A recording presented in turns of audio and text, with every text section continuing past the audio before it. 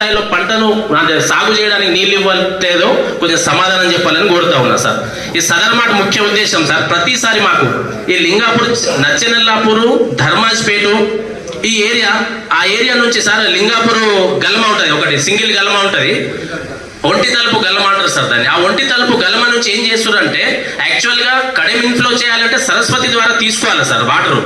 మాకేమైతుంది, మా సదర్ మాట నీళ్ళు చివరి ఆయకట్టుకు రాకుండా ఒంటి గలమ నుంచి కడెంలో ఇన్ఫ్లో చేయడం మూలంగా మా పంటలు ఎండే పరిస్థితి ఉంది సార్. దయచేసి దీని మీద మీరు, అంటే ఈ గారు కొత్తగా వచ్చారు కాబట్టి మీకు చెప్తున్నాం సార్, కొంచెం దీని మీద దృష్టి సారించాలి. దాదా ఇది కొంచెం ప్రత్యేకమైనటువంటి ఇష్యూ దాదా. ప్రతిసారి మేము నీళ్ళని అడిగే పరిస్థితి ఉంది.